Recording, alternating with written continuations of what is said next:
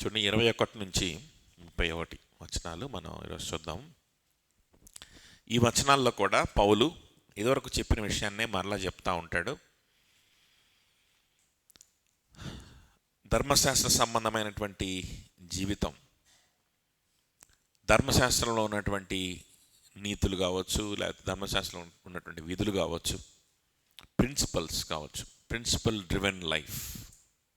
Okay, కొన్ని principles పెట్టుకొని వీటి ప్రకారం నేను చేస్తే నేను నీతిమంతుడిగా ఉంటాను అనేటువంటి సంతోషంతో ఆనందం కోసం బ్రతికేటువంటి బ్రతుకు. అది ధర్మశాస్త్రంలో ఉన్నటువంటి ప్రిన్సిపల్స్ నువ్వు తీసుకున్నా, నువ్వు సొంత ప్రిన్సిపల్స్ నువ్వు సృష్టించుకున్నా, మనుషులందరూ పాటించేటువంటి సమాజంలో చేసేటువంటి ప్రిన్సిపల్స్ను పాటించినా, ఏది పాటించినా principle driven life is a curse. That is what the word of God says. Simple. So దీన్ని ఎన్ని రకాలుగా వీలైతే అన్ని రకాలుగా పౌలు చెప్పడానికి గల కారణం ఏంటి అని అంటే, so that this message should not be watered down. ఏదైనా ఒక సందేశం దాన్ని డైల్యూట్ అయిపోకుండా చేయాలి అన్నప్పుడు దాన్ని దాని యొక్క ఎఫెక్ట్ని, లేకపోతే ఏమంటారు, దాని యొక్క ఇంపాక్ట్, దాని యొక్క ప్రభావాన్ని తగ్గించి వేయకుండా, లేకపోతే తగ్గించి చెప్పకుండా ఉండడానికి చెప్పేటువంటి వ్యక్తులు ఏం చేస్తారు అని అంటే, దాన్ని రకరకాల విధాలుగా చెప్తారు. చెప్పిన దాన్నే మళ్ళీ చెప్తారు, అనేక విధాలుగా చెప్తారు. Why? Because they don't want the message to be diluted or watered down. దాని యొక్క ప్రభావం ఏమాత్రం కూడా, దాని యొక్క ఏమంటారు, దాని యొక్క శక్తి, ప్రభావం ఏమాత్రం తగ్గకుండా ఈ యొక్క సందేశం శ్రోతలకు వెళ్ళాలి అనుకున్నప్పుడు అలా చెప్తారు. సో అలాగనే ఇప్పుడు 3వ అధ్యాయం దగ్గర నుంచి కూడా అలా చెప్పుకుంటూ వస్తూ ఉన్నాడు. 20వ వచనం దాకా కూడా, ఈ 4వ అధ్యాయం 20వ వచనం దాకా కూడా అలానే చెప్పుకుంటూ వచ్చాడు. 21 తర్వాత 21 నుంచి 31 దాకా కూడా అదే చెప్తాడు. కానీ ఈసారి ఇంకొంచెం స్పష్టంగా చెప్తాడు. అంటే ఇంకేం డౌట్స్ ఉండకూడదు మనకి. అవుతుందా? కొంతమంది ఏమంటారంటే, ధర్మశాస్త్రాన్ని పాటించడం అంటే సబ్బాతు సున్నతిని పాటించడం, అవి పాటించకూడదు, అది చాలా ఘోరం, అవి చాలా నేరం, వాటిని పాటించకూడదు. సో వాటిని మేము పాటించట్లేదు కాబట్టి పౌలు దాని గురించి మాత్రమే మాట్లాడుతున్నాడు అని కొంతమంది అంటుంటారు. నో, కాదు. లేదు, దాని గురించి మాత్రమే కాదు, మనుషులు సృష్టించుకునేటువంటి కొన్ని పద్ధతుల గురించి కూడా పౌలు మాట్లాడుతున్నాడు. కొన్ని ట్రెడిషన్స్ కావచ్చు, మనుషులు సృష్టించుకున్నటువంటి పండుగలు కావచ్చు, క్రిస్మస్, ఈస్టర్ పండుగలు లాంటివి పండుగలు కావచ్చు, లేకపోతే రోమన్ క్యాథలిక్ సంస్థ ద్వారా వచ్చినటువంటి కొన్ని ఆచారాలు కావచ్చు. ఈ ఆచారాలు గురించి కూడా కలిపి పౌలు చెప్తున్నాడు అని ఇంకొంతమంది అంటారు. కానీ అది కూడా కరెక్ట్ కాదు. కరెక్ట్గా అర్థం అదే ఇట్లాంటి సగం అర్థం చేసుకొని మనం చేస్తామనే పౌలు ఏంటంటే ఇన్నిసార్లు ఇన్ని రకాలుగా చెప్పడానికి దానికి ఉన్నటువంటి కారణం అదే. అంత మాత్రమే కాదు, అది కేవలం సున్నతి సబ్బాతు గురించి మాత్రమే కాదు, కేవలం యూదుల యొక్క పండగల గురించి మాత్రమే కాదు, కేవలం లేకపోతే మనుషులు సృష్టించుకునేటువంటి కొన్ని ఆచారాల గురించి మాత్రమే కాదు. This is principle driven life. Paul is talking about a principle driven life. అర్థమవుతుందా? సొంత సిద్ధాంతాలు లేదా ఏదో ఒక సిద్ధాంతం మీద ఆధారపడి బ్రతికేటువంటి బ్రతుకుకు వ్యతిరేకంగా పౌలు మాట్లాడుతున్నాడు. నీ బ్రతుకు ఉండవలసిన ఆధారం ఏ ప్రిన్సిపల్ కూడా కాదు, ఏ సిద్ధాంతము నీ బ్రతుకు ఆధారమై ఉండడానికి వీల్లేదు. నీ బ్రతుకు ఆధారంగా ఉండవలసింది ఒక వ్యక్తి, యేసుక్రీస్తు అనే ఒక వ్యక్తి నీ బ్రతుకు ఆధారమై ఉండాలి. ఆయనతో సరళమైనటువంటి సంబంధం కలిగి ఉండి, ఆయనకు మాత్రమే ప్రదానం చేయబడినటువంటి కన్యకగా ఆయనతో కలిసి బ్రతుకుతూ ఉండాలి. సరళంగా అట్లాగా న్యాచురల్గా ఆయనతో బ్రతుకుతూ ఉండిపోవాలంతే. ఆయనకి దగ్గరగా ఉంటూ ఆయనకు దూరం అయిపోకుండా, ఒక్క క్షణం కూడా ఆయనకు దూరం అవ్వకూడదు అనేటువంటి భయంతో, ఆశతోటి మనం అలా బ్రతుకుతూ ముందుకు వెళ్ళిపోవాలంతే. ఆ క్రమంలోనే మనం పరిశుద్ధపరచబడతాం. పాపం చేస్తే ఆయన దగ్గర అవుతామా? పాపంలో బ్రతుకుతూ ఆయన దగ్గరగా ఉండగలమా? ఉండలేం కదా. దానికోసమే పాపాన్ని విడిచిపెడతాం, దానికోసం అపవిత్రతను విడిచిపెడతాం, దానికోసం అపవిత్రమైన ఆలోచనలు విడిచిపెడతాం, దానికోసం అపవిత్రమైనటువంటి సంబంధాలను విడిచిపెడతాం. దానికోసమే అన్నీ మనం చేసేది, దానికోసమే చేస్తాం. మనల్ని లోపల నుండి మనల్ని నూతన పరిచేది ఇదే. యేసుక్రీస్తుతో కలిసి ఏకమై ఆయనతోటి కమ్యూనియన్ కలిగి ఆయనతో సమ్మేళనమై నేను ముందుకు సాగాలి అనేటువంటి ఆశే మన జీవితాన్ని మార్చేస్తుంది. అంతేగాని ఏ ప్రిన్సిపల్స్ కూడా నీ జీవితాన్ని మార్చవు.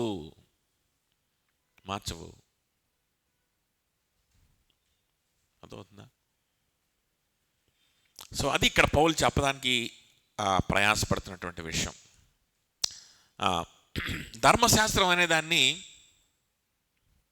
ఏంటంటే దాన్ని ఒక ఏమంటారంటే ఒక బ్యాడ్ ఎగ్జాంపుల్గా ధర్మశాస్త్రం అనే దాన్ని తీసుకొస్తుంటాడు పౌలు. దాని అర్థం ఏంటంటే ధర్మశాస్త్రం ఫాలో అవ్వకపోతే చాలు అని కాదు. మీరు ఏ లైఫ్ స్టైల్ని ఫాలో అవ్వాలి అని చెప్పడానికి దీన్ని ఫాలో అవ్వకండి, దీని వైపు రాకండి అని దీని ఒక నెగిటివ్ ఎగ్జాంపుల్గా పౌలు చూపిస్తూ ఉంటాడు. అర్థమవుతుందా? బాగా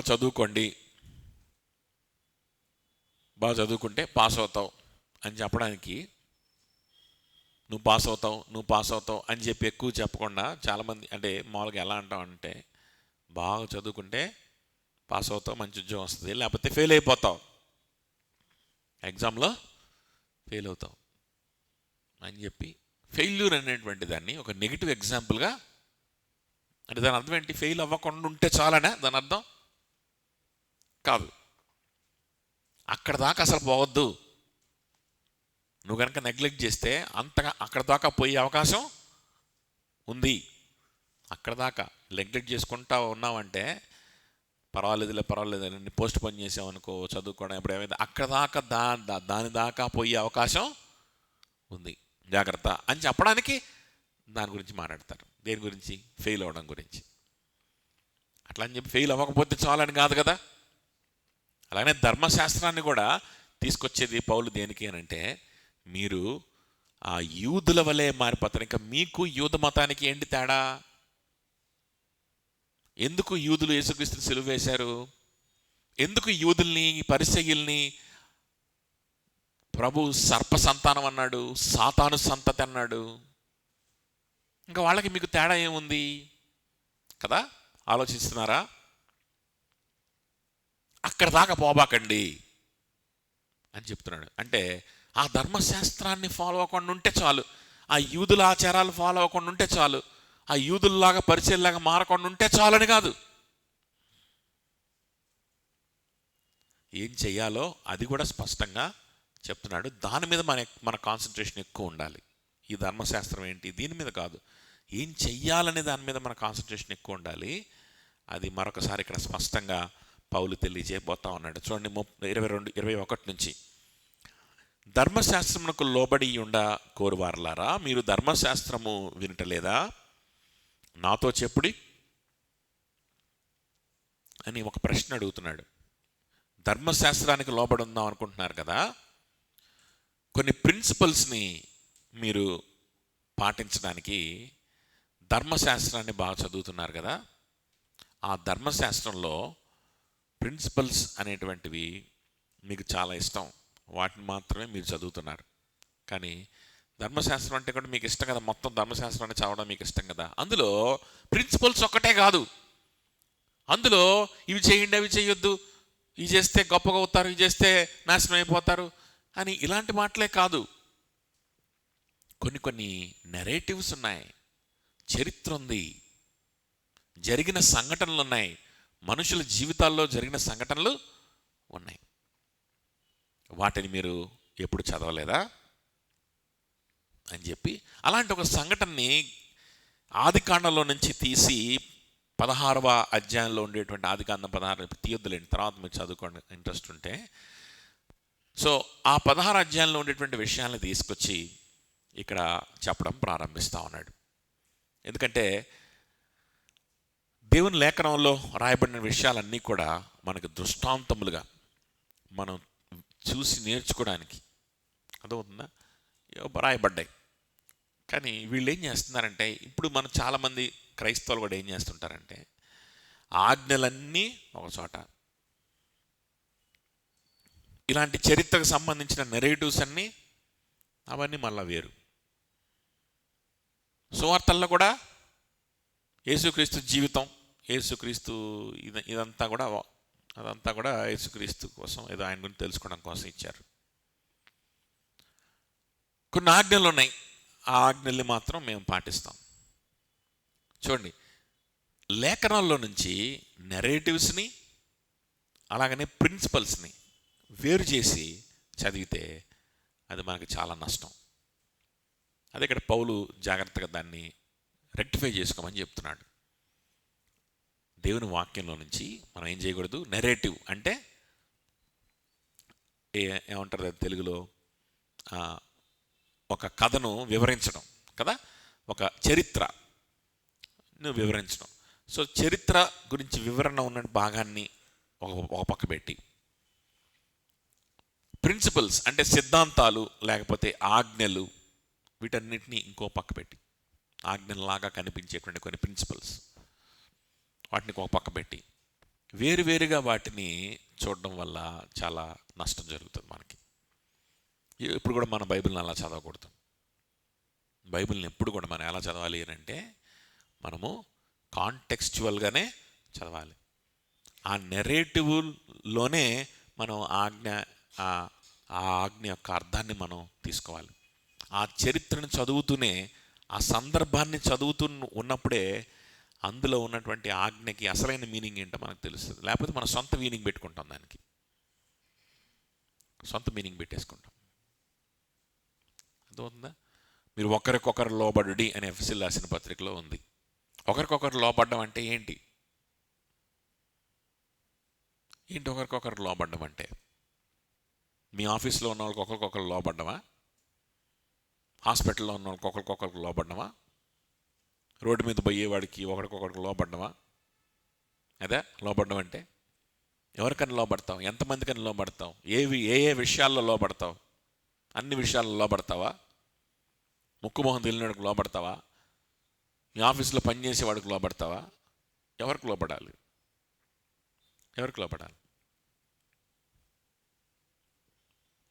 అర్థమవుతుందా?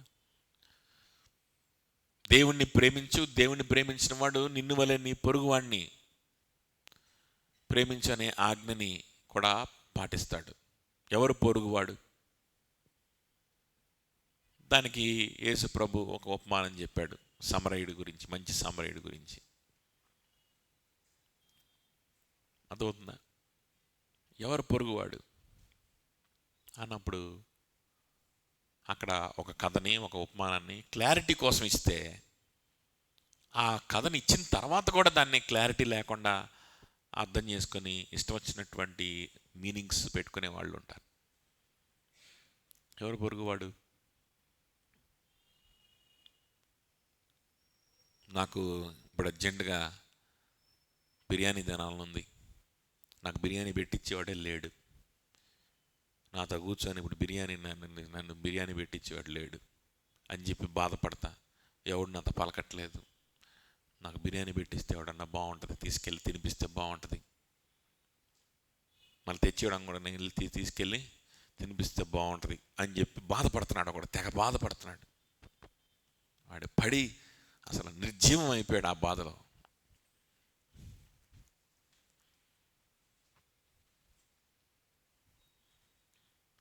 ఇప్పుడు నువ్వు అటుగుండా వెళ్తున్నావు. అటుగుండా వెళ్ళి నాకెవడు బిర్యానీ తినిపించలేదని చెప్పి బాధలో నిర్జీవం అయిపోయిన వాడిని చూసి వెంటనే వాడిని ఎత్తుకొని వెళ్ళి పూటకోల వాడిని ఇంటికి, వాడికి బిర్యానీ పెట్టించడం. ఇదా నీ పొరుగు వాడికి సహాయం చేయడం అంటే? దేన్ని ఎట్లయినా తీసుకోవచ్చు దాన్ని. అర్థమవుతుందా? చూడండి, అందుకనే వాక్యాన్ని, ఇదిగో ఇవేమో ఆజ్ఞలు, ప్రిన్సిపల్స్, ఈ ప్రిన్సిపల్స్ ప్రకారం నేను చేస్తా, అని. తర్వాత నెరేటివ్స్ని సపరేట్ చేస్తే ఇట్లాంటి తిక్కల పనులు చేస్తాం. అది కాదు మనం చేయాల్సింది. అర్థమవుతుందా? సో ఒకరికొకరు లోబడం అంటే ఆ సందర్భంలో దేని గురించి వివరిస్తూ ఉన్నాడు? సంఘాన్ని గురించి వివరిస్తూ ఉన్నాడు. సంఘం అంటే ఏంటి? దేవుని ప్రజలు, దేవుని కోసం పనిచేస్తున్నవారు. పొరుగువాడిని ప్రేమించమని అంటే అక్కడ ఎవరిని చూపించాడు? అక్కడ మనకి అవసరతలో ఉన్నటువంటి వ్యక్తిని చూపించాడు. నశించిపోతున్నటువంటి వ్యక్తిని చూపించాడు. శారీరకంగా కావచ్చు, ఆత్మీయంగా కావచ్చు. నశించిపోతున్నటువంటి వ్యక్తిని అక్కడ చూపిస్తూ ఉన్నప్పుడు వాడు ఎవరు అనేది చూసుకోకుండా, వాడితో నీకు ఏ సంబంధం అనేది చూసుకోకుండా, బదులు ఆశించకుండా, ఏది కూడా చూసుకోకుండా, ఏది ఆశించకుండా ఆ వ్యక్తి దగ్గరికి వెళ్ళి సహాయం అనేటువంటిది చేయడం. అర్థమవుతుందా? సో ఎటువంటి సంబంధం లేనటువంటి వ్యక్తితోటి ఆ విధమైనటువంటి, అంటే నీ రక్త సంబంధి, ఏ సంబంధం లేనటువంటి వ్యక్తి దగ్గరికి వెళ్ళి నీ సహాయాన్ని అందించడం. అవసరతలో ఉన్నప్పుడు నువ్వు వెళ్ళి సహాయాన్ని అందించేటువంటి దానికి నువ్వు సిద్ధంగా ఉండడం. మిగిలిన వాళ్ళందరూ ఏం చూసుకున్నారు అని అంటే, వీడు ఎందుకు కొట్టారో ఏమో, వీడు అపవిత్రుడేమో, వీడు పరిసేయుడేమో, లేకపోతే వీడెవడేమో అని చెప్పి ఇంకొకడు. అర్థమవుతుందా? ఏమీ లేకుండా యూదుడని, గ్రీస్ దేశస్థుడని, స్త్రీ అని, పురుషుడని, దాసుడని, స్వతంత్రుడని ఏ భేదమో లేదు. ఎక్కడ చేయగలుగుతావు ఇది? ఆబ్వియస్లీ సంఘంలోనే చేయగలుగుతావు. ఎక్కడ ఎక్స్ప్రెస్ చేయగలుగుతావు? సహోదరుల దగ్గర. అర్థమవుతుందా? సో నెరేటివ్ని, అందులో ఉన్న ప్రిన్సిపల్స్ని మనం వేరు చేసి చదవకూడదు. అలాగనే ఇక్కడ ఒక నెరేటివ్ ఉంది. ఏ నెరేటివ్ ఇది అని అంటే, ఆదికాండంలో అబ్రహాము, సారా ఉన్నారు. వారికి వాగ్దాన సంతానాన్ని ఇస్తానని దేవుడు వాగ్దానం చేశాడు. ఆ వాగ్దాన సంతానం ద్వారా ప్రపంచమంతా కూడా ఆశీర్వదింపబడుతుంది. ఆ వాగ్దాన సంతానము ఎవరి ద్వారా వస్తుందంటే, నేను మీకు అనుగ్రహింపబోయేటువంటి బిడ్డ, ఆ బిడ్డ ద్వారా, మీ ఇద్దరికి, శారాకి పుట్టబోయేటువంటి బిడ్డ ద్వారా ఆ వాగ్దాన సంతానం అనేది వస్తుందని దేవుడు వాగ్దానం చేశాడు. దేవుడు ఇచ్చినటువంటి వాగ్దానాన్ని వాళ్ళు ఏంటి అని అంటే, వాళ్ళు ఆగలేక దేవుడిచ్చిన వాగ్దానం వాళ్ళని నమ్మక, ఒక రకంగా చెప్పాలి అంటే, మా ద్వారానే మా ఇద్దరికి పుట్టినటువంటి ఒక సంతానాన్ని దేవుడు ఆశీర్వదించి ప్రపంచమంతటికి కూడా సువార్తని ప్రకటించేలా చేసుకుంటాడు. రాబోయే యేసుక్రీస్తు గురించి ప్రకటించేలా చేసుకుంటాడు. ఆ యేసుక్రీస్తు కూడా మా సంతానంగానే జన్మిస్తాడు. సో ఈ సంతానం అనేటువంటిది యేసుక్రీస్తు వచ్చిందాక ఆయన గురించి ప్రకటించడానికి, ప్లస్ ఆయన్ని ఈ లోకంలోకి తీసుకున్నాడానికి మాకు దేవుడి సంతానాన్ని ఇస్తానన్నాడు. ఎవరి ద్వారా స్టార్ట్ అయింది ఈ సంతానం అని అంటే, వాళ్ళిద్దరికి పుట్టినటువంటి ఒక బిడ్డ ద్వారా. బిడ్డలు లేరు అప్పుడు దాకా వాళ్ళకి. అది ఆబ్వియస్గా దేవుడు తెలియజేశాడు. తెలియజేస్తే వాళ్ళు నమ్మక అప్పుడు ఏం జరిగింది అని అంటే, అబ్రహాము హాగరు అనేటువంటి ఐగుప్తీయురాలైనటువంటి దాసి, ఎవరికి దాసి? శారాకు దాసి అయిన హాగరు, ఆమె ఐగుప్తీయురాలు. ఈ దాసి తోటి ఆ కుమారుని కనమని చెప్తే అబ్రహాము ఆ దాసితో కుమారుని అన్నాడు. వాడి పేరేంటి? ఇష్మాయేల్. ఓకే, ఇప్పుడు ఏం జరిగింది అని అంటే, ఈ ఇష్మాయేలు పెద్దవాడు అయిపోయాడు. 17 ఏళ్ళు వచ్చినాయి, దాదాపు 17 ఏళ్ళు వచ్చేసింది. ఇష్మాయేల్ పెద్దవాడు అయిపోయాడు. అప్పుడు 17 ఏళ్ళు, ఒక 14 ఏళ్ళు అట్లా వచ్చినప్పుడు అప్పుడు దేవుడు ఏమన్నాడంటే, ఇష్మాయేలు ద్వారా మీకు ఇస్తానన్న సంతానం నేను నీకు ఇవ్వను. మీకేం చెప్పాను? మీ ఇద్దరి ద్వారా పుట్టినటువంటి బిడ్డే ఆ సంతానం అవుతాడు, ఆయన ద్వారానే ఆ సంతానం వస్తుంది అని చెప్పాను. కాబట్టి నేను ఇష్మాయేల్ని ఆ సంతానంగా నేను చేయను. మీ ఇద్దరికి మళ్ళా నేను ఒక బిడ్డ జన్మిస్తాడనంటే, ఈ వయసులో జన్మిస్తాడంటే ఎస్, ఇస్సాకు పుట్టాడు. వాళ్ళ శరీరములు ఏంటంటే ఇంకా పిల్లల్ని కనేటువంటి పరిస్థితి దాటిపోయింది. సారా గర్భము అది దాని టైం అయిపోయింది. అబ్రహాం కూడా చాలా ముసలివాడు అయిపోయాడు, 100 ఏళ్ళు వచ్చేసినాయి. సారా గర్భము కూడా మూయబడింది. కానీ ఆ సమయంలో వాళ్ళకి దేవుని ద్వారా దేవుని ఆత్మ ద్వారా అని చాలామంది దైవజనులు చెప్పడానికి వెనుకాడట్లేదు. అంటే యేసుక్రీస్తులాగా పురుషుడిని ఎరగకుండా పరిశుద్ధాత్మ ద్వారా కలిగినటువంటి సంతానం కాదు, కానీ దేవుడు శారా గర్భమును స్వయంగా తెరిచి దేవుడు వారికి పిల్లల్ని కనడానికి సామర్థ్యాన్ని మరలా వాళ్ళకి కలిగించి కదా ఏదో జరుగుంటుంది. ఒకసారి మనం ఇమాజిన్ చేసుకుంటే ఇట్స్ ఎ మిరాక్యులస్ థింగ్ అనమాట. వాళ్ళు అంటే ఆ రోజుల్లో ఆ వయసులో కూడా ఆ పిల్లల్ని కనగలిగే శక్తి ఉండిందేమో అని మన ఊహల్లోకి వెళ్ళడానికి వీల్లేదు. ఎందుకంటే అక్కడ అబ్రహాం అంటున్నాడు, ఈ వయసులో నేను పిల్లల్ని కనలేను, సారా గర్భము ఆగిపోయింది, సామర్థ్యం లేదు అని వాళ్ళే చెప్తున్నారు అక్కడ. సో వాళ్ళు కూడా మనలాగనే 100 ఏళ్ల ముసలాయన 100 ఏళ్ల ముసలావ్వ ఎలా ఉంటారో అలాగనే ఉన్నారు. బక్కగా చర్మం అంతా ముడతలు పడి ఎలా ఉంటారు? 100 ఏళ్ల ముసలాయన ముసలావ్వ ఎలా ఉంటారు? అలాగనే ఉన్నారు. ఆమె బక్కగా అయిపోయి ఆమె చర్మం అంతా ముడతలు పడి ముసలితనంలోనే ఉంది ఆమె కూడా. ఆమె పిల్లల్ని ఎట్లా కంటది? ఎలా ప్రసవిస్తుంది? ఆమె యొక్క గర్భసంచి ఎలా ఉంటుంది? ఆ టైంలో 100 ఏళ్ళకి గర్భసంచి ఉండదు. అప్పుడు దేవుడు తన శరీరంలో మార్పుల్ని తీసుకొచ్చి తన గర్భసంచిలో మార్పులను తీసుకొచ్చాడు. ఆమె గర్భవతి అయ్యింది. మరి గర్భవతి అయినటువంటి ముసలామ మరి పిల్లల్ని కనాలి అంటే కూడా శక్తి కావాలి కదా. అప్పుడు సడన్గా ఆమెకి మరి కావాల్సిన శక్తి మజిల్స్ వచ్చేసి దానికి కావాల్సినటువంటి బాడీలో కావాల్సినవన్నీ బాడీ అంతా మారిపోతూ ఉందేమో. అప్పుడు చూసేవాళ్ళకి ఎలా ఉంటుంది? ఆలోచించారా? ఎలా ఉంటుంది చూసేవాళ్ళకి?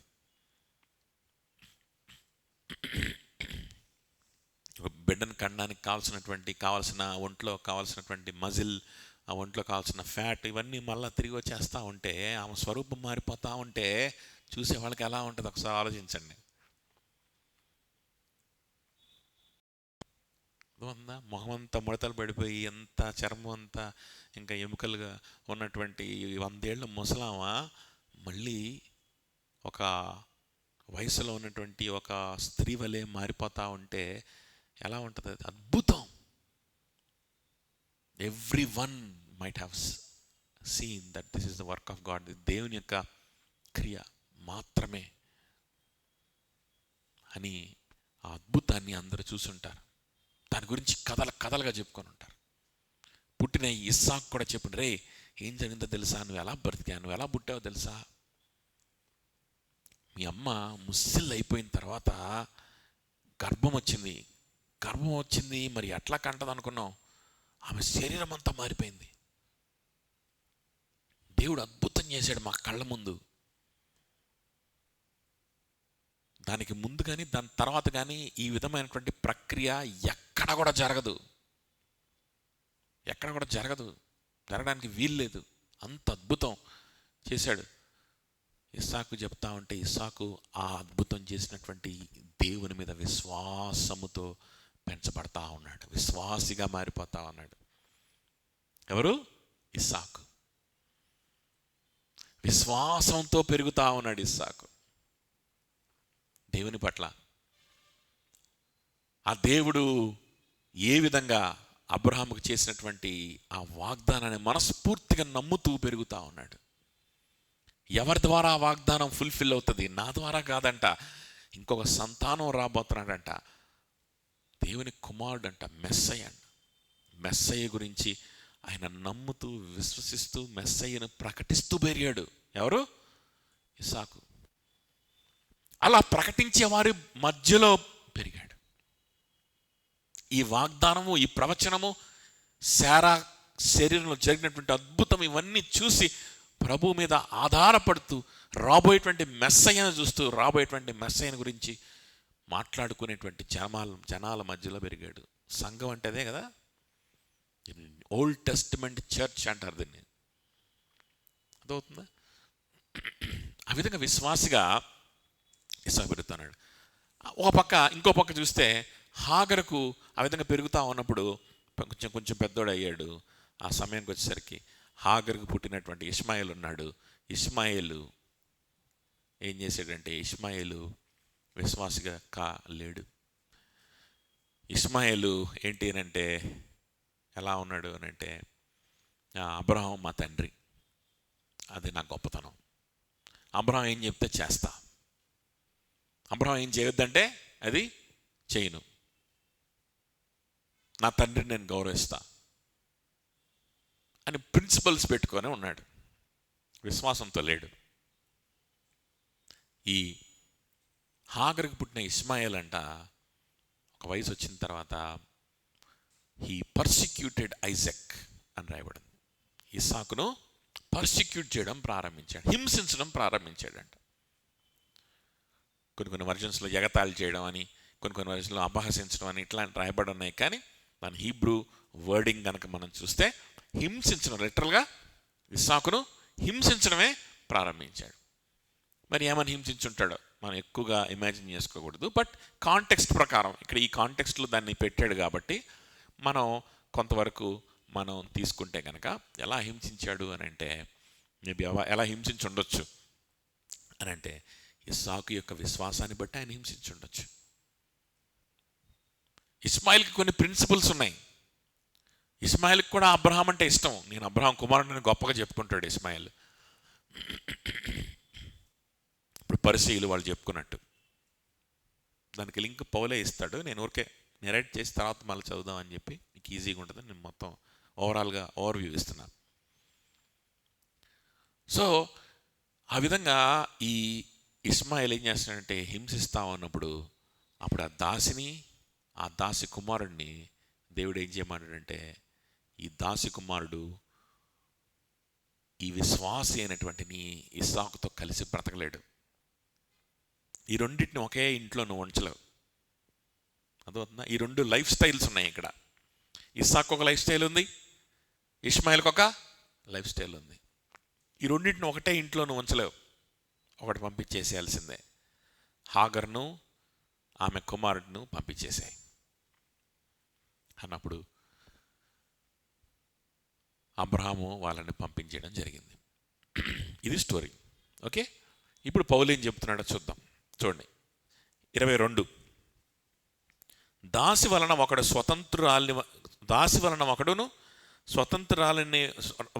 ఒకడును ఇద్దరు కుమారులు అబ్రహామునకు కలిగిరి అని రాయబడి ఉన్నది కదా. ఓకే, దాసి వలన ఒకడు ఇష్మాయేలు, స్వతంత్ర వల్ల ఇస్సాకు. 23. అయినను దాసి వలన పుట్టినవాడు శరీర ప్రకారము పుట్టెను. దాసి వలన పుట్టినవాడు శరీర ప్రకారం పుట్టెను అంటే శరీర ఆలోచనలు బట్టి పుట్టినటువంటి వాడు పుట్టుకే ఎటువంటి పుట్టుక అని అంటే, నాకు ఆస్తి ఉంది, ఆస్తిని పంచాలి, ఎవరెవరికో మా బంధువులకి, మా బంధువుల పిల్లలకి ఆస్తి ఇచ్చే బదులు నా సొంత కుమారునికి ఆస్తి ఇస్తే బాగుంటుంది, నా సొంత కుమారుని ద్వారా ఆశిస్తే బాగుంటుంది అని అనుకున్నాడు. అది ఒక ఆలోచన అయి ఉండొచ్చు. ఇంకొక ఆలోచన ఏమై ఉంటుంది అని అంటే, మరి ఈ దేవుని గురించినటువంటి విషయాలు కూడా నాకు ఇవ్వబడ్డాయి, దేవుని గురించిన సువార్త కూడా నాకు ఇవ్వబడింది, ఈ విషయాల్ని కూడా మరి నేర్పించి దేవుని గురించి ఇంకా అనేక మందికి తెలియజేసేటువంటి పని కూడా నేను ఎవరికి చెప్పాలి, నా సొంత కుమారుడికి చెప్తే బాగుంటుంది, ఎవరెవరికో చెప్తే వాళ్ళు చేస్తారో లేదు తెలియదు. ఓకే, సో ఇదంతా ఏంటి అని అంటే, ఇదంతా దేవుని కోసమే, దేవుని ప్రకటించడం కోసమే, ఇదంతా దేవుని కోసమే. మనం కూడా ఇట్లాంటి వేషాలు వేస్తుంటాం కదా, అంతా దేవుని కోసమే, నా కోసం ఏం కాదు అన్నట్లు. సో ఏం చేయాలి? సరే, దేవుడు ఏదో సంతానం ఇస్తా అన్నాడు, ఆ సంతానం ద్వారా ఇది నెరవేరుస్తానన్నాడు, బాగానే ఉంది. కానీ ఎంతసేపటికి ఇవ్వట్లేదు, మాకు వయసు పెరిగిపోతుంది, టైం పెరిగిపోతుంది. నా కోసమేం కాదుగా నేను అడుగుతుంది, ఎవరి కోసం? దేవుని కోసమే. నా కోసమేం కాదు ఈ ఉద్యోగం, నా కోసమేం కాదు పిల్లలు, నా కోసమేం కాదు వివాహం, నా కోసమేం కాదు చదువు, డబ్బులు, దేవుని కోసమే. నిజంగానే దేవుని కోసమే అని మనకు ఆలోచన ఉండొచ్చు. దేవుని కోసం, దేవునిలో బలపడదామనే ఆలోచనే మనకు ఉండొచ్చు. దేవుణ్ణి ఇంకా బెటర్గా ప్రకటించవచ్చు నాకు ఒక ఉద్యోగం ఉంటే, నాకు వివాహం అయితే, నాకు అని నిజంగానే అలా మనం అనుకుంటా ఉండొచ్చు. జెన్యూన్. ఒక్కోసారి ఏంటంటే మోస్ట్ ఆఫ్ ద టైం మనం కపటత్వం పనిచేస్తుంది. ఎందుకంటే మన హృదయం మోసకరమైంది కదా, అది ఎప్పుడు ఎలాంటి గేమ్స్ ప్లే చేస్తుందో మనకే తెలియదు కాబట్టి. సో స్వార్థంగానే మనం ఆలోచిస్తూ ఉండడానికి అవకాశాలు ఎక్కువ. కానీ ఒక్కొక్కసారి జెన్యూన్గా కూడా ఆలోచించవచ్చు, దేవుని కోసమే అని. అలా జెన్యూన్గా నువ్వు ఆలోచించినా దేవుని పద్ధతుల్లోనే జరగాలి. ఏదైనా సరే దేవుని సమయంలోనే జరగాలి. దేవుని మీదే నువ్వు ఆధారపడాలి. దేవునిలోనే నీ నీతిని వెతుక్కోవాలి. అదవుతుందా? అదవుతుందా? ఇంకా దేంట్లో కూడా నువ్వు నీతిని వెతుక్కోవడానికి వీలు లేదు. నాకు ఒక మంచి ఉద్యోగం ఉంటే నా కుటుంబాన్ని పోషించుకొని ఒక వివాహం చేసుకొని చక్కగా నేను ఏంటంటే దేవుని సేవ కూడా మెరుగ్గా చేయగలుగుతాను. దేవుని కోసం నేను నా మైండ్ని ఇంకా ఫ్రీగా, నేను హ్యాపీగా నేను చేయగలుగుతాను. మంచి ఆలోచనే, మంచి ఆలోచనే, కరెక్ట్ కూడా. కానీ దేవుని పద్ధతుల్లో దేవుడిచ్చినంత వరకు మనం ఏం చేయాలి? దేవుని మీద ఆధారపడాలి. అప్పుడు దేవుడు పరీక్షిస్తాడు అనమాట. That is the test to your faith. ఏంటంటే, సరే నువ్వు అంటున్నావు బాగానే ఉంది, నువ్వు నీ నీతి దేవుని మీదనే నువ్వు పెట్టుకున్నావా, నీ దేవునిలోనే ఎత్తుక్కుంటున్నావా, లేకపోతే ఆ ఉద్యోగంలో ఎత్తుక్కుంటున్నావా, లేకపోతే ఆ వివాహంలో ఎత్తుక్కుంటున్నావా అనే దానికి పరీక్ష పెట్టేస్తాడు అక్కడ దేవుడు, ఆలస్యం చేయడం ద్వారా ఒక్కొక్కసారి. అప్పుడు సరే ప్రభా, ఇది జరిగితే మంచిగా ఇంకా పరిచయం చేయగలుగుతాను, ఆత్మీయంగా ఇంకా బాగుండగలుగుతాను. కానీ జరగకపోయినంత మాత్రాన అందులోనే నా నీతి ఉన్నట్టుగా నేను ఏంటి అనంటే నేను భావించను. అందులోనే నా నీతి ఉన్నట్లుగా ఎట్లా కొట్లా దాన్ని సంపాదిద్దామని నేను ప్రయత్నం చేయను. నువ్వు నా నీతి, నీలో నా నీతి ఉంది కాబట్టి నా అనుదిన ఆహారం నాకు దయచేయి, కాబట్టి నాకు కావాల్సిన అవసరాలను నాకు తీర్చి చాలు, నీ మీద ఆధారపడతాను, నువ్వే నా నీతి కలుగుంటాను, నీలోనే నేను సంతోషిస్తుంటాను ప్రభా అని చెప్పి దేవుని కోసం దేవుని మీద ఆధారపడుతూ వెయిట్ చేసి ఉంటే అక్కడ గొప్ప సాక్ష్యం అబ్రహాం చూపించుండేవాడు. కానీ ఇష్మాయేల్ని కనడం ద్వారా ఏంటి అని అంటే అబ్రహాము ఒక పొరపాటు చేశాడు. అయితే కదా, సో ఈ ఇస్మాయిల్ ఎవరంటే, అందుకని ఈ ఇస్మాయిల్ని ఏమన్నాడు ఇక్కడ పౌలు, శరీర దాసి వలన పుట్టినవాడు శరీర ప్రకారము పుట్టెను. శరీర ప్రకారం పుట్టాడు, దేవుని మీద ఆధారపడుతూ కన్న వ్యక్తి కాదు. అమ్మో సంతానం లేకపోతే నేను నీతిమాలిన వాడిని అయిపోతానేమో, అమ్మో సంతానం లేకపోతే మరి నేను ఇంకేం చేయలేనేమో, సంతానం లేకపోతే అసలు దేవునికి కూడా దూరం అయిపోతానేమో, సంతానం లేకపోతే నరకంగా పోతానేమో అనుకున్నాడేమో మనోడు. ఎవరు? అబ్రహాం గారు. దేవుడు సహాయం చేస్తాడు కదా ఆయన సువార్తను ప్రకటించుకోవడానికి, ఆయనలో ఉండడానికి. నాకేం కావాలో ఆయనకి బాగా తెలుసు కదా. తన సొంత కుమారుని ఇచ్చినవాడు, ఆయనతో పాటు ఇంకా సమస్తం ఇవ్వడానికి ఆయన వెనుకాడతాడా? వెనుకాడు కదా. ఆయన ఇస్తాడని చెప్పి ఆయన మీద ఆధారపడడం అనేటువంటిది చేయలేకపోయాడు. సో ఇష్మాయేల్ని ఏమన్నారు ఇక్కడ? శరీర ప్రకారము పుట్టెను, శరీర ప్రకారము పుట్టెను. చూడండి దేవుని కనికరం ఎంత గొప్పదేనంటే, ఆయన కృప ద్వారా ఎన్నుకున్నటువంటి వ్యక్తిని ఎన్నటికి కూడా తప్పిపోనేవాడు. అర్థమవుతుందా? సో స్వతంత్రాన్ని వలన పుట్టినవాడు వాగ్దానమును బట్టి పుట్టాను. నువ్వు ఎంత తప్పిపోవడానికి నువ్వు ప్రయత్నం చేసినా నేను ఒప్పుకోను రా బాబు అబ్రహాము, లేదు దేవా నేను ఆల్రెడీ కనేశాను వీడిని ఇస్మాయిల్ అని అంటే, నీ సావు నువ్వు చావు, నా ప్రణాళిక నాదే, నీ నుంచి నేను దూరం అవ్వనివ్వను, నా నుంచి నేను దూరం అవ్వనివ్వను. నా సువార్త నీ సంతానం ద్వారా అది ప్రకటింపబడేలాగా నేను ఖచ్చితంగా జరిగిస్తాను.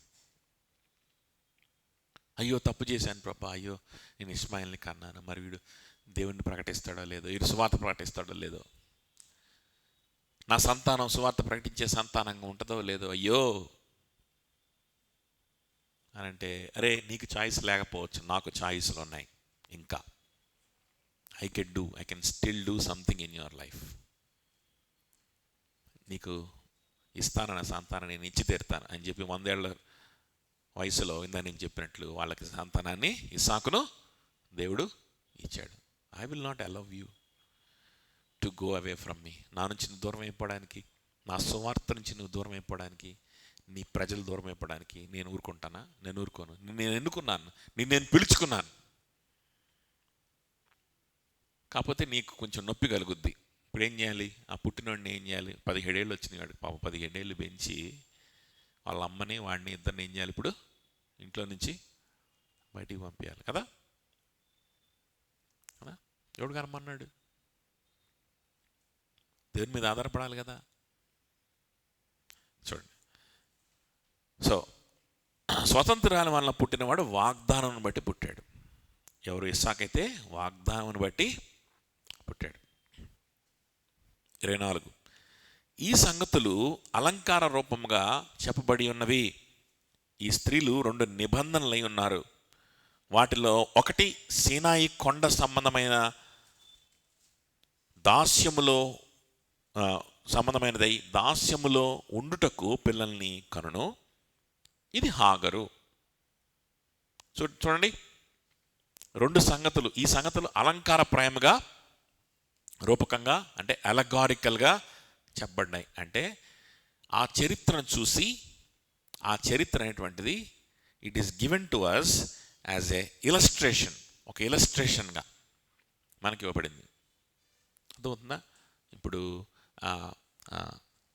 భూమి ఎట్లా తిరుగుద్ది, సూర్యుడి చుట్టూ భూమి ఎలా తిరుగుద్ది అని చెప్పడం కోసం స్కూల్లో పిల్లలకి ధర్మాకోల్ బొమ్మలతోనో దేంతోనో ఏదో చూపించి, ఇదిగో చూడండి ఇవి ఎలా తిరుగుతున్నాయి, దీనిలాగానే సూర్యుడు కూడా తిరుగుతూ ఉంటాడు, భూమి కూడా సూర్యుడి చుట్టూ తిరుగుతూ ఉంటాడు అని చెప్పి ఎక్స్ప్లెయిన్ చేస్తారు కదా. ఇలస్ట్రేషన్స్ అంటారు. అదే టైంలో ఒక పిచ్చుక, లేకపోతే ఒక ఈగో, లేకపోతే ఇవి ఉంటాయి లైట్ పురుగులు ఉంటాయి కదా, ఆ పురుగు ఏదో ఆ లైట్ చుట్టూ తిరుగుతుంది అనుకోండి అదే టైంలో. అప్పుడు ధర్మాకోలు పెట్టెలు ఏమీ లేవు అనుకోండి, బొమ్మలు ఏం లేవు. అప్పుడు ఏం చేస్తాడు టీచరు? చూడు ఆ పురుగు అటు తిరుగుతుందో, చుట్టూ తిరుగుతుంది కదా ఆ లైట్ చుట్టూ, అట్లాగనే భూమి కూడా సూర్యుడి చుట్టూ తిరుగుతుంది అని చెప్పి. అంటే అక్కడ నిజంగా ఒక విషయం జరుగుతుంది. నిజంగా అక్కడ బల్బు ఉంది, దాని చుట్టూ పురుగు తిరుగుతుంది.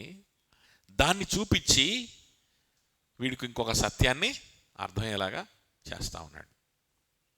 సో ఆ విధంగా దీన్ని అలంకారప్రాయంగా చెప్పదలుచుకున్నాడు అనమాట పౌలు. అర్థమవుతుందా? అలంకారప్రాయంగా చెప్పదలుచుకున్నాడు. అలా అని చెప్పి ప్రతి విషయాన్ని, చరిత్రలో ఉన్న పాత నిబంధనలో ఉన్న ప్రతి దీన్ని, దావీదు, గొలియాతు, వీటన్నిటిని కూడా ఇలా అలంకారప్రాయంగా దీని వెనకాల వేరే ఒక అర్థాన్ని పెట్టి మనం చెప్పొచ్చా, దాన్ని అలాగ ఎక్స్ప్లెయిన్ చేయొచ్చా అని అంటే చేయకూడదు. ఎందుకు అని అంటే పౌలు కూడా అలంకారప్రాయంగా దీన్ని చెప్తున్నాడనే కానీ అక్కడ జరిగినటువంటి సంఘటనకి, ఆ కాంటెక్స్ట్కి, పౌలు చెప్పబోతున్నటువంటి ఈ డాక్ట్రిన్కి, పౌలు చెప్పబోతున్నటువంటి సువార్తకు చాలా దగ్గర సంబంధం ఉంది. ఇప్పుడు ఆ బల్బు, ఆ ఈగ ఆ బల్బు చుట్టూ తిరుగుతుంది అనుకోండి, ఆ ఈగకి బల్బుకి మధ్యలో ఏమైనా గ్రావిటీ ఉందా? లేదు. భూమి సూర్యుడి చుట్టూ ఎందుకు తిరుగుద్ది? గ్రావిటీ ఉంది కాబట్టి తిరుగుద్ది. సో అక్కడ అన్ని డీటెయిల్స్ని ఎక్స్ప్లెయిన్ చేయలేం. అట్లా తిరుగుతుంది ఇది కూడా అని చెప్తాం అంతే కదా.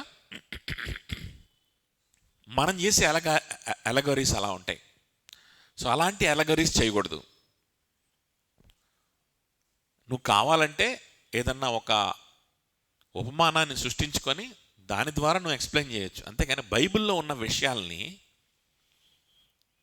అదవుతుంది, బైబిల్లో రియల్గా జరిగినటువంటి సంఘటనలను తీసుకొచ్చి ఆ విధంగా సాదృశ్య రూపంగా చెప్పడానికి వీలు లేదు. కానీ ఇక్కడ పౌలు ఎందుకు చెప్తున్నాడు అని అంటే, నిజంగా ఆ ఈగకి ఆ బల్బుకి మధ్యలో గ్రావిటీ ఉంది. అదవుతుంది చెప్తుంది.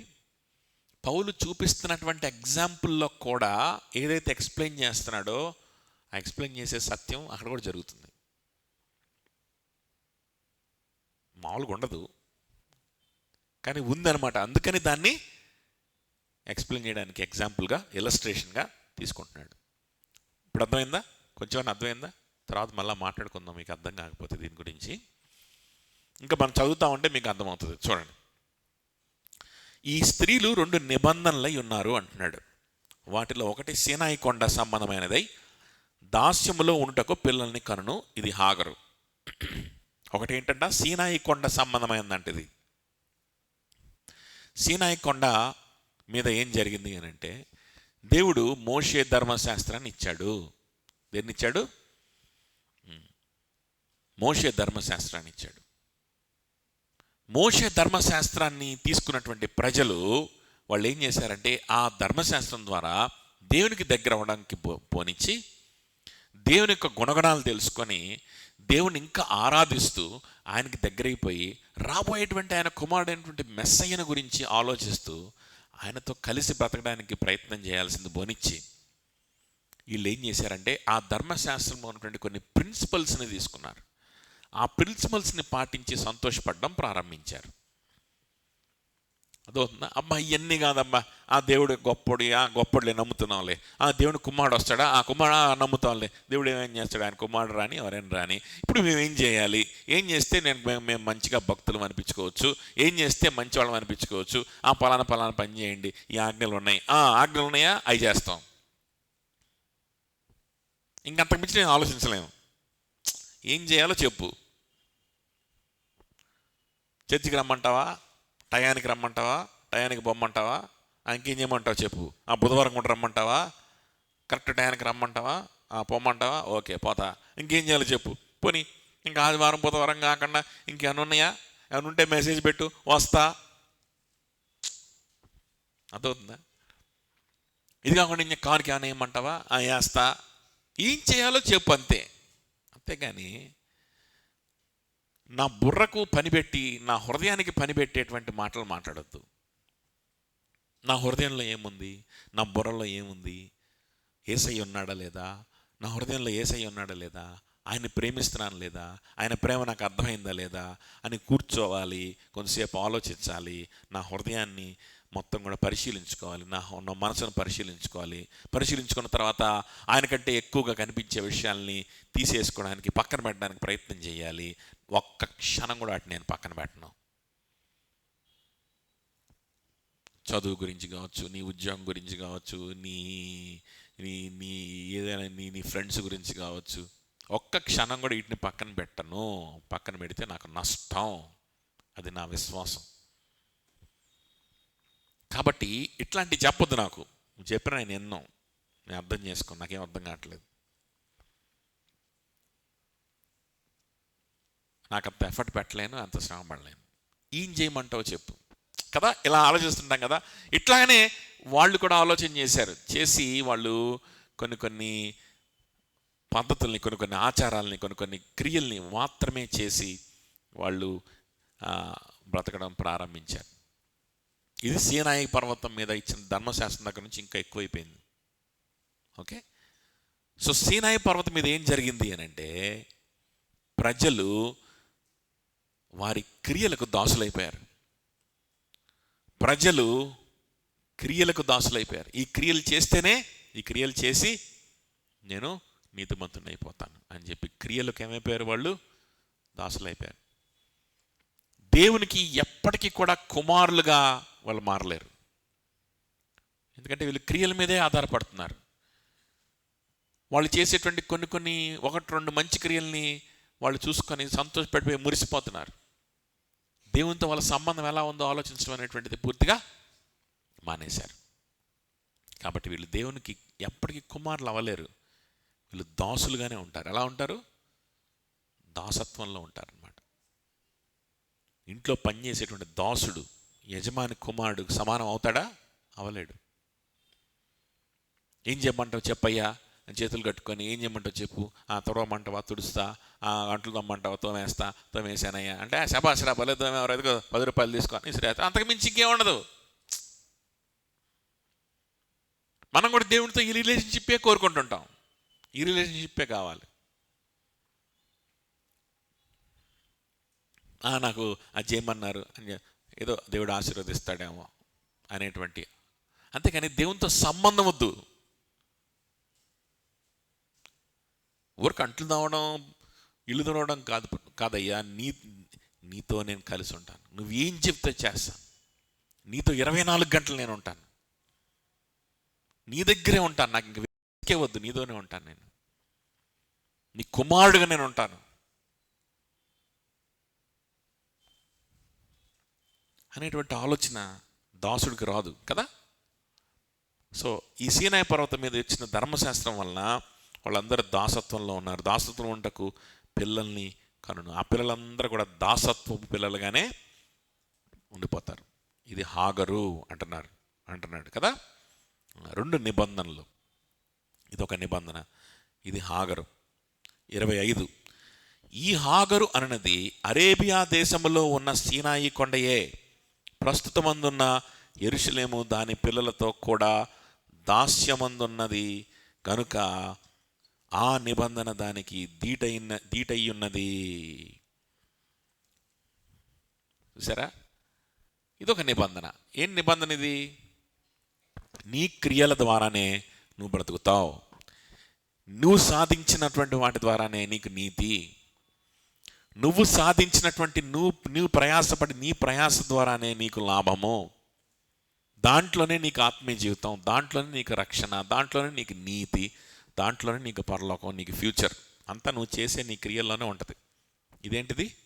దీన్ని ఏమంటారంటే క్రియల నిబంధన అంటారు. ఏమంటారు? వర్క్స్ కవెనెంట్ అంటారు. ఓకే, దీన్ని ఎక్స్ప్లెయిన్ చేయడానికి ఎవరిని తీసుకున్నాడు పౌలు? హాగర్ని తీసుకున్నాడు. ఇంకొక దాన్ని ఏం తీసుకున్నాడు? సీనాయి పర్వతాన్ని తీసుకున్నాడు.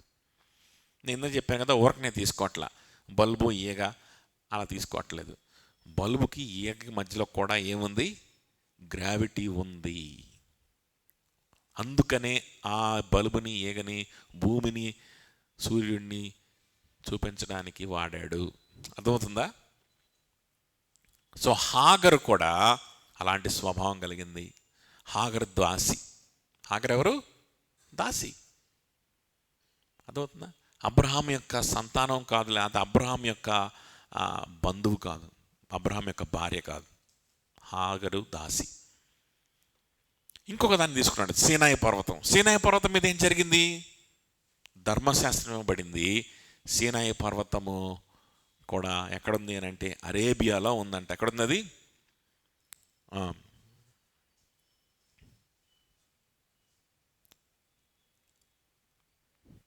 ఈ హాగరు అన్నది అరేబియా దేశంలో ఉన్న సీనాయి కొండయే.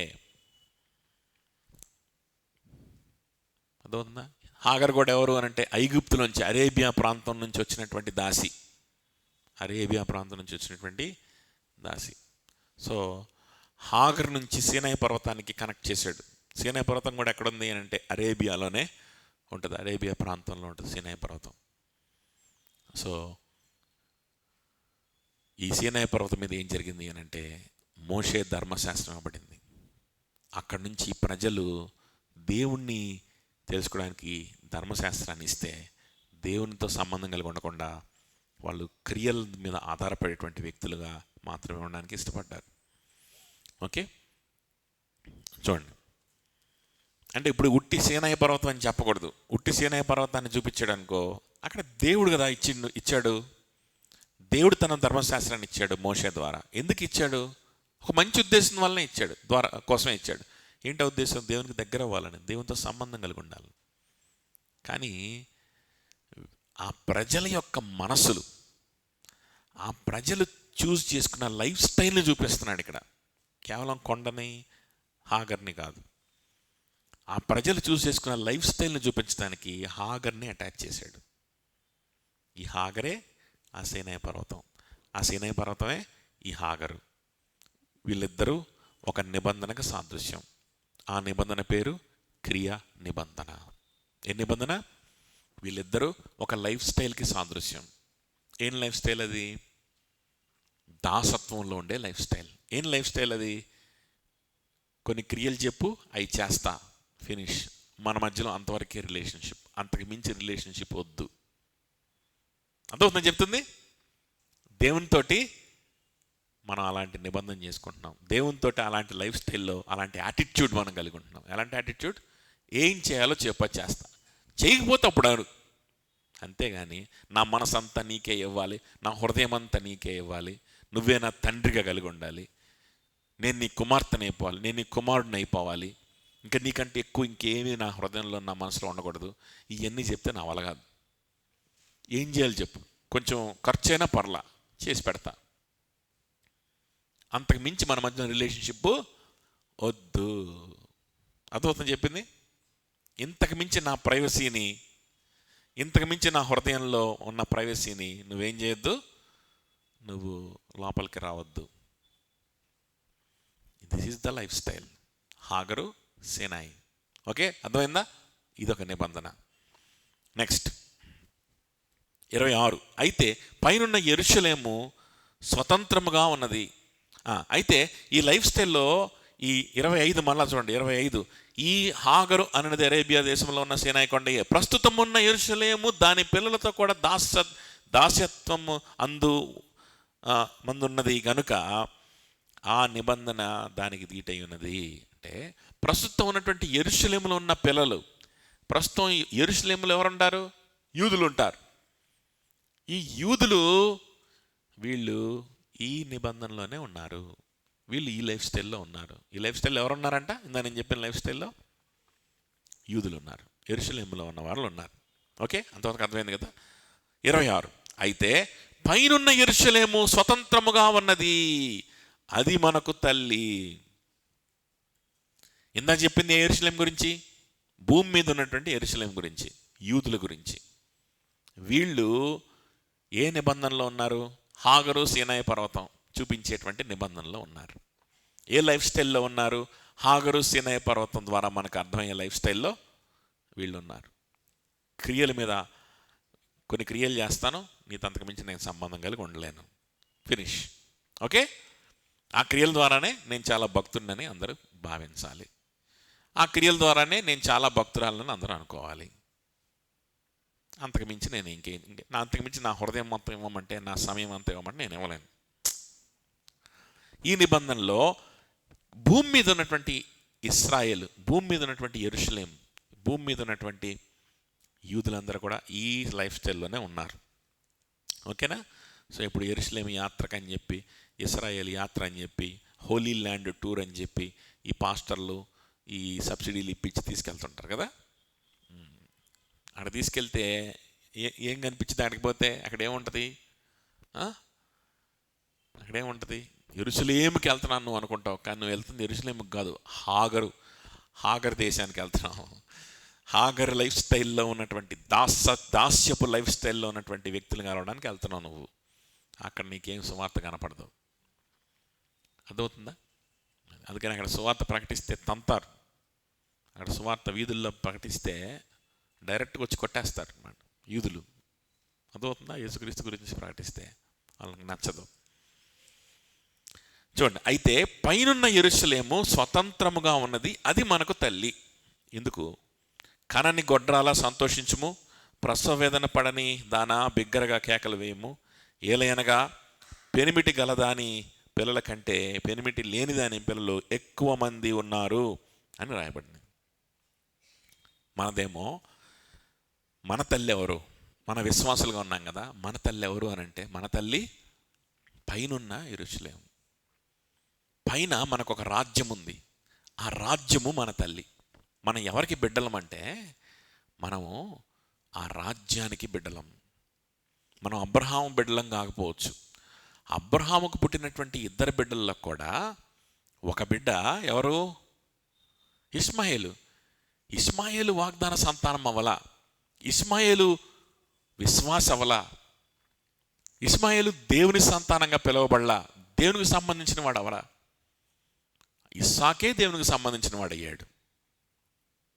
సో అబ్రహాము పిల్లలం అని చెప్పుకోవడంలో గొప్పతనమేమీ లేదు, విశ్వాసపు పిల్లలం అని చెప్పుకోవడంలోనే గొప్పతనం ఉన్నది.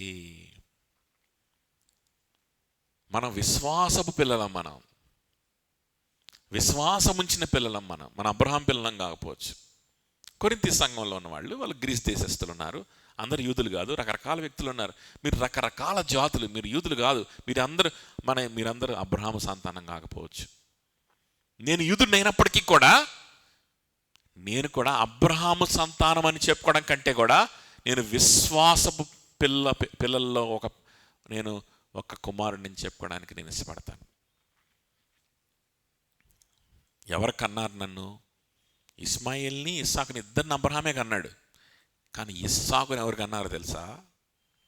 ఇస్సాకుని ఎవరు కన్నారు తెలుసా? పరలోకం కనింది. ఎవరు కన్నారు? పరలోకం కనింది. దేవుని రాజ్యం కనినటువంటి బిడ్డ, ఆ బిడ్డ ఎవరు? ఇస్సాకు. అందుకనే దేవుని రాజ్యము ద్వారా జన్మించబడుతున్నటువంటి బిడ్డ ఈ బిడ్డ అని చెప్పడం కోసం అద్భుత రీతిగా ఆయన జన్మం జరిగింది. అద్భుత రీతిగా జన్మం జరిగింది. జరిగిన తర్వాత విశ్వాసిగా ఎదుగుతూ వచ్చాడు. ఇష్మాయేలు పర్సిక్యూట్ చేసి హింసిస్తూ ఉన్నప్పుడు కూడా ఇస్సాకు మాత్రం ఎలా వచ్చాడు? హింసల ద్వారా కూడా విశ్వాసిగా ఎదుగుతూ వచ్చాడు ఇస్సాకు. దేవుణ్ణి ఎరుగుతూ, దేవునితో సంబంధం కలిగి ఉన్నవాడిగా, రాబోయే మెస్సయ్య గురించి ఆలోచించేటువంటి వాడిగా, రాబోయే మెస్సయ్యను, అంటే ఆయనకి రాబోయే మెస్సయ్య మనకు ఆల్రెడీ వచ్చేసాడు కదా, మెస్సయ్య గురించి ఆలోచించేటువంటి విశ్వాసిగా ఎదిగాడు. ఎవరు? ఇస్సాకు. ఆ విధంగా ఇస్సాకు ఎదుగుతూ ఉన్నాడు. చూడండి, ఇస్సాకు జన్మించింది అబ్రహాము ద్వారా మాత్రమే కాదు. ఇస్సాకు జన్మనిచ్చింది ఎవరు అని అంటే దేవుని రాజ్యం, పరలోక రాజ్యము ఇస్సాకుకు జన్మించింది. ఇప్పుడు మనందరం కూడా ఇస్సాకులాగా విశ్వాసులం అయితే గనక, మనందరం కూడా అబ్రహాములాగా విశ్వాసులం అయితే గనక, ఇస్సాకులాగా విశ్వాసులం అయితే గనక మనం ఎవరో తెలుసా? మనం అబ్రహాము సంతానమే. దానికంటే మించి మనము పరలోక రాజ్యపు సంతానము. మనల్ని కన్నది ఎవరో తెలుసా? పరలోకమే మనల్ని కన్నారు. పరలోకమే మనల్ని కనింది. పరలోకమే మన తల్లి అంటున్నాడు. దాన్ని ఏమంటారు? పైనున్న యెరూషలేము, దేవుని రాజ్యం మనల్ని కనింది. దాని పేరు ఏంటంటే పైనున్న యెరూషలేము. అందుకని కనని గొడ్రాలా సంతోషించము, ప్రసవేదన పడిన దాని బిగ్గరగా కేకలు వేయను, ఏలైనగా పెనిమిటి లేని దాని, పెనిమిటి గలదాని పిల్లల కంటే పెనిమిటి లేని దాని పిల్లలు ఎక్కువ మందిగా ఉన్నారు అని రాయబడిందంట. యూదుల కంటే కూడా, యూదులు కానటువంటి వారు, అన్యులు ఎక్కువ మంది ఉన్నారు నా పిల్లలు. వాళ్ళందరూ పరలోకపు పిల్లలు. యూదులు కొంతమందే ఉన్నారు, యూదులు కాని వాళ్ళు అనేక మంది ఉన్నారు. అర్థమవుతుందా? శారాకు పుట్టింది ఇస్సాకే. శారాకు పుట్టింది ఆ యూదుల జనాంగం మాత్రమే. పెనిమిటి కలిగినటువంటి దానికి పుట్టింది ఆ యూదుల ఏమంటారు, ఆ యొక్క ఇశ్రాయేలు జనాంగం వరకే, వాళ్ళ వరకే. కానీ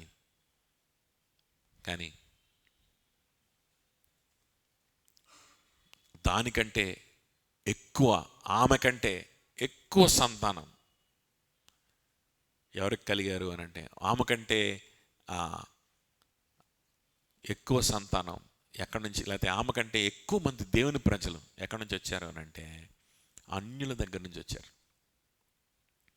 ఇప్పుడు ఆ కొరింథీ సంఘం కూడా చూసుకుంటే కనుక దాదాపు 90% అన్యులే ఉంటారు, ఒక 10% యూదులు ఉంటారు.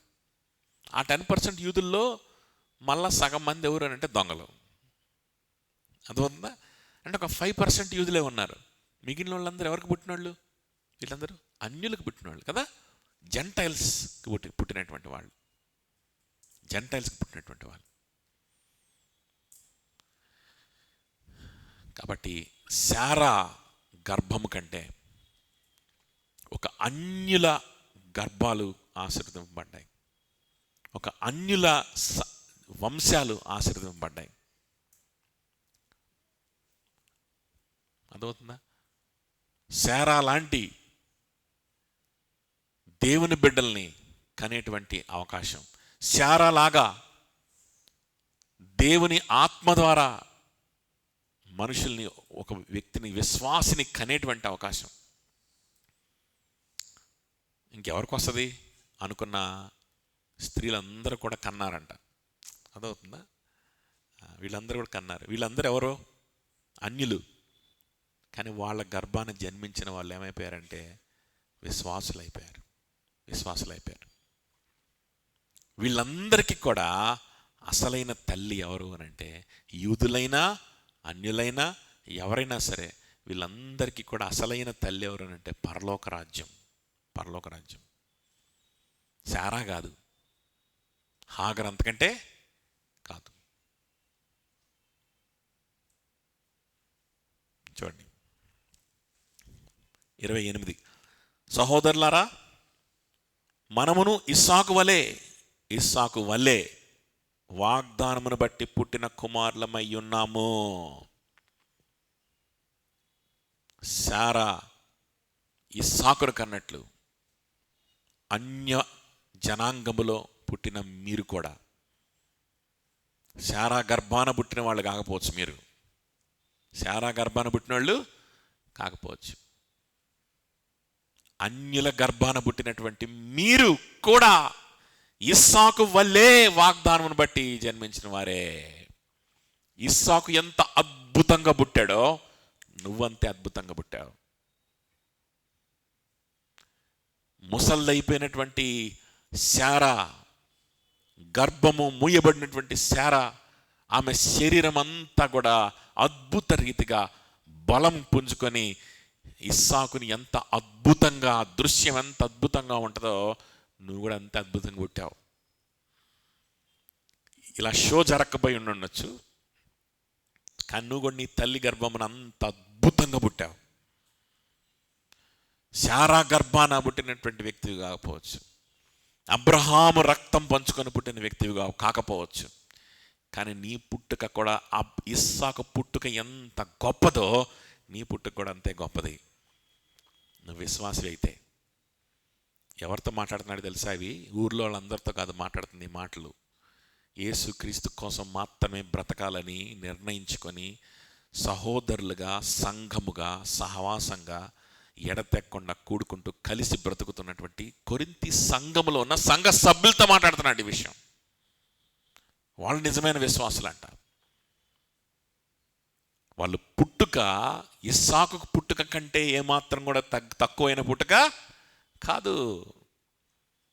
మీ జన్మం ఎంత గొప్పదో ఆలోచన చేయండి. ఇస్సాకు జన్మం ఎంత గొప్పదో మీ జన్మమే అంత గొప్పది అని చెప్తున్నాడు కదా. ఇస్సాకు వలే వాగ్దానమును బట్టి పుట్టిన కుమారులమై ఉన్నాము. వాగ్దానమును బట్టి పుట్టిన కుమారులమ్మను. అబ్రహాముకు దేవుడిచ్చిన వాగ్దానం, నేను మీ దేవునిగా ఉంటాను, నీ ప్రజలు, నీ సంతానం నా ప్రజలుగా ఉంటారు, నాకు సంబంధించిన వారు ఉంటారు, నేను నడిపించుకుంటాను, నేను పరిపాలిస్తాను అనేదైతే వాగ్దానం చేశాడు. వాళ్ళ క్రియలతో సంబంధం లేదు, నాకు సంబంధించిన వాళ్ళుగా వాళ్ళు ఉండడానికి ఇష్టపడితే చాలు. ఇది వాగ్దానం. ఈ వాగ్దానం బట్టి పుట్టిన వాళ్ళం అంట. ఎవరు? విశ్వాసులు. 29వ వచనం. అప్పుడు శరీరం బట్టి పుట్టినవాడు ఆత్మను బట్టి పుట్టిన వారిని ఎలాగూ హింస పెట్టెనో ఇప్పుడును అలాగునే జరుగుతున్నది. ఇప్పుడు శరీరమందు పుట్టినవాడు హాగరు, సీనాయి శరీరమందు పుట్టిన వాళ్ళు, క్రియల నిబంధనలో ఉన్నవాళ్ళు ఎవరో? యూదులు.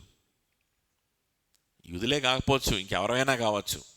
ప్రస్తుతం అక్కడ పౌలు చెప్తుంది ఎవరు అని అంటే, ఈ లైఫ్ స్టైల్ ఎవరున్నారంటే అది యూదుల లైఫ్ స్టైల్లో ఉన్నారని చూపిస్తున్నాడు. ఈరోజు ఒకవేళ నువ్వు కూడా అదే లైఫ్ స్టైల్లో ఉన్నావా? ఇదిగో పలానా ఆ ఉద్యోగం వస్తేనే నాకు నీతి, పలానా ఆ చదువు నాకు ఉంటేనే నాకు నీతి, లేకపోతే నేను నీతి మాలినుడిని అయిపోతాను, లేకపోతే నేను నీతి మాలిందాన్ని అయిపోతాను, నాకు ఇదిగో మినిమం ఎంత డబ్బు ఉంటేనే నాకు నీతి విలువ ఈ లోకంలో, లేకపోతే విలువే లేదు అనుకుంటున్నావా? నువ్వు ఆ సంతానానికి చెందినవాడు అయిపోతావు. యు బిలాంగ్ టు హాగర్కి సంబంధించిన వాడివి నువ్వు, సీనాయికి సంబంధించిన దానివి నువ్వు, క్రియల నిబంధనకు సంబంధించిన వాడివి నువ్వు. అటువంటి వాళ్ళు వాగ్దాన మూలముగా జన్మించిన వారిని ఏం చేస్తారంట? హింస పెడతారంట. ఏం పెడతారు? హింస పెడతారు.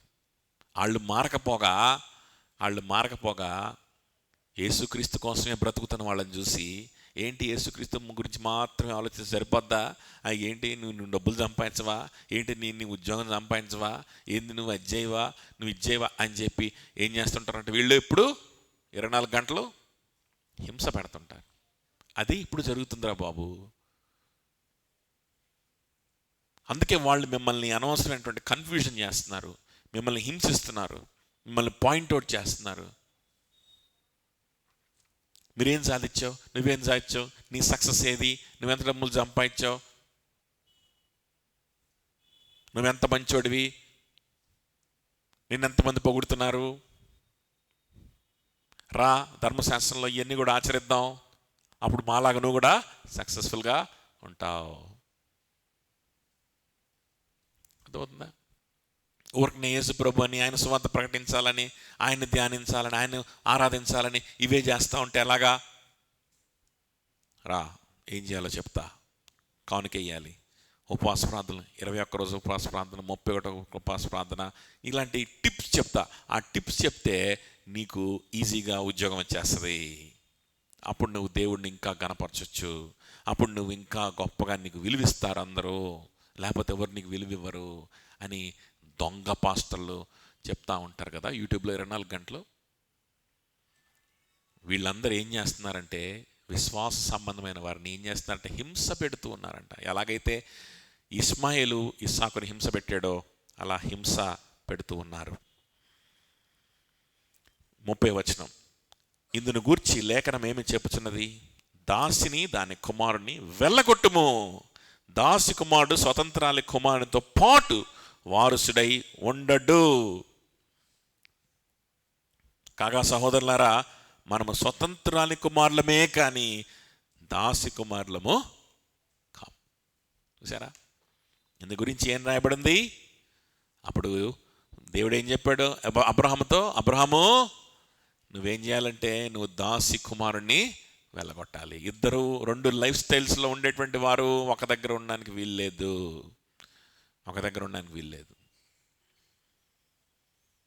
అదేంటి ప్రభా, వాడిని వెళ్ళగొట్టడానికి అవసరం ఎంత, వెళ్ళగొట్టాల్సిన అవసరం ఉంది అని అంటే, వెళ్ళగొట్టకపోతే ఏమైంది? నేను హింసిస్తున్నాడు. వెళ్ళగొట్టకపోతే ఏమైంది? నిన్ను దేవునికి దూరం చేసేస్తున్నాడు, నీకు లేనిపోయినట్టు డౌట్లు క్రియేట్ చేస్తున్నాడు. దేవుని దగ్గర దూరం అయిపోతున్నావు కదా. అయిపోతున్నప్పుడు నువ్వు ఆగకూడదు. నువ్వేం చేయాలంటే అటువంటి వ్యక్తిని ఏం చేయాలి? వెళ్ళగొట్టేయాలి. అటువంటి ఆలోచన విధానాన్ని, అటువంటి మాటల్ని, వాటికి నువ్వు దూరం అయిపోవాలి. మనుషుల్ని వెళ్ళగొట్టమని కాదు కానీ దూరం అయిపోవాలి. ఆ రోజున అబ్రహాముకి అదొకటే చాయిస్, వేరే చాయిస్ లేదు. ఇస్సాకుని ఇంట్లో పెట్టుకుంటే కుదరదు, అవ్వదు కదా. ప్రాక్టికల్ సొల్యూషన్, ఇంగిత జ్ఞానం. అబ్రహాం ఏం దేవుడు కాదు కదా. అబ్రహాం కూడా మనలాంటి మనిషే. ఇస్సాకు మనలాంటి మనిషే. ఇస్మాయిలు మనలాంటి మనిషే కదా. మనుషులం కదా. కొన్ని సొల్యూషన్స్ మనం తీసుకోవాల్సిందే, తప్పదు. కొన్ని ఆలోచన విధానాలు కలిగి ఉన్నటువంటి వ్యక్తులకి దూరంగా ఉండడం ఒక్కటే మార్గం. వాళ్ళని మారుద్దాం అనుకోకూడదు. అదవుతుందా? కొంతమంది వ్యక్తులకు దూరంగా ఉండడం ఒకటే మార్గం. అలా అని చెప్పి ఇస్మాయిల్ని, హాగర్ని దేవుడు అన్యాయం చేయలేదు. హాగర్ని ఆశీర్వదించాడు, ఇస్మాయిల్ని ఆశీర్వదించాడు. దేవుడు వాళ్ళకు ఒక మంచి అవకాశాన్ని దేవుడు ఇచ్చాడు. వాళ్ళు సద్వినియోగపరుచుకున్నారా లేదా అనేది తర్వాత స్టోరీ. ఓకే, దేవుడు అన్యాయం ఏమీ చేయలేదు. ఇస్సాకుని ఎంత ఆశీర్వదించాడో ఇస్మాయిల్ కూడా అంతే ఆశీర్వదించాడు. ఇస్సాకు ఎంత సంతానాన్ని ఇచ్చాడో ఇస్మాయిల్ కూడా అంతే సంతానాన్ని ఇచ్చినట్లుగా మనకు బైబిల్లో రాయబడింది. అక్కడ దేవుడు అన్యాయం చేయలేదు. దేవుడు అన్యాయం చేయడు అని నమ్మి అబ్రహాము ఏం చేయాలి అంటే వాడిని ఇంట్లోంచి పంపించేసాల్సిందే, తప్పదు.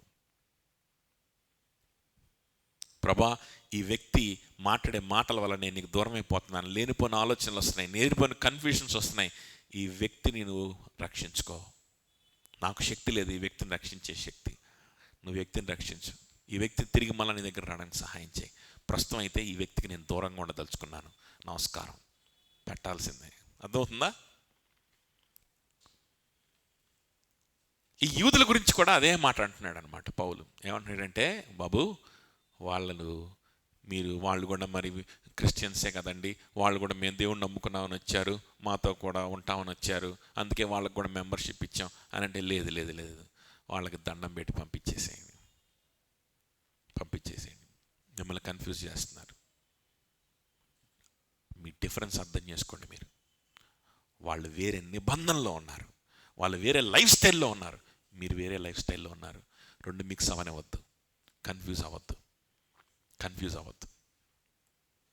Don't confuse.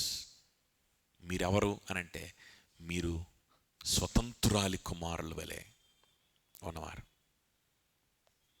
మేము శారాకి పుట్టలేదు కదండి అనొచ్చు, శారాకి పుట్టకపోవచ్చు.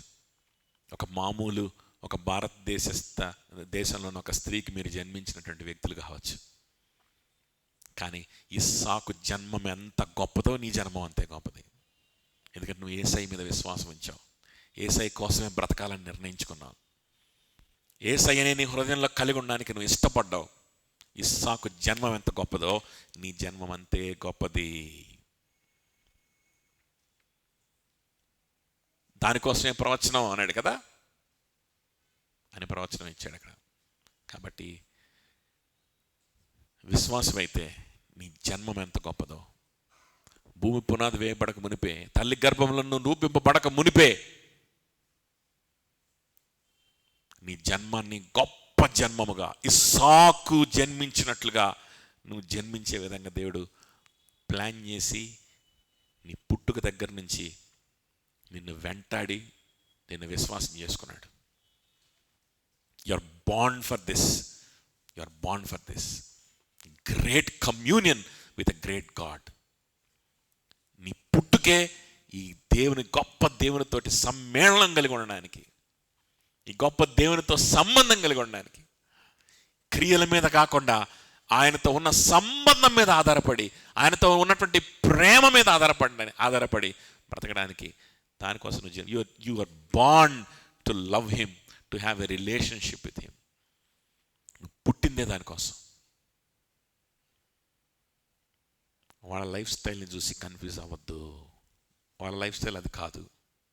వాళ్ళ లైఫ్ స్టైల్ ఎట్లా ఉంటుందంటే, వాళ్ళ తెలివితేటలు ప్రదర్శించుకుంటూ, వాళ్ళ క్రియలు ప్రదర్శించుకుంటూ, వాళ్ళేదో సాధించి, వాళ్ళేదో చేసి, వాళ్ళేదో సక్సెస్ అయ్యి, దీని మీదే వాళ్ళ బ్రతుకు ఆధారపడి ఉంటుంది. ఇది లేకపోతే వాళ్ళు బ్రతకలేరు, వాళ్ళు సంతోషంగా ఉండలేరు. నీ బ్రతక అలాంటిది కాదు. నీకు ఇవేవి లేకపోయినా, ఈ ఉద్యోగాలు, ఈ డబ్బులు, ఈ పలుకుబడి, పొగడ్తలు ఏవి లేకపోయినా సరే నువ్వు సంతోషంగా ఉండగలుగుతావు. నిన్ను హింసించినా సరే నువ్వు సంతోషంగా ఉండగలుగుతావు. ఇస్సాకు అనేటువంటి పదానికి అర్థం ఏంటో తెలుసా? నవ్వు అని అర్థం, సంతోషము, ఆనందం.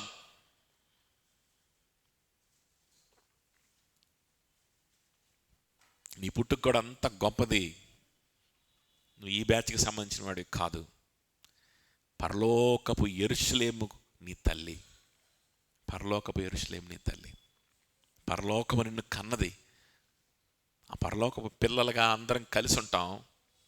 పరలోకపు పిల్లలుగా మళ్ళా తల్లి దగ్గరికి వెళ్ళినట్లు కదా, తల్లి పక్షి దగ్గరికి పక్షులన్నీ సాయంత్రానికి గూటికి చేరినట్లు మనం కూడా అందరం కూడా, మన పిల్లలందరం కూడా ఎక్కడికి వెళ్ళిపోతాం? పరలోకానికి. ఒక దినాన యేసుక్రీస్తు ప్రభువారు మనల్ని తీసుకెళ్ళిపోతాడు, ఆయన రాజ్యంలోకి తీసుకెళ్ళిపోతాడు, ఆయన పరిపాలించే స్థలానికి తీసుకెళ్ళిపోతాడు. అర్థమవుతుందా? ప్రార్థన చేసుకుందాం, అందులో పడదాం.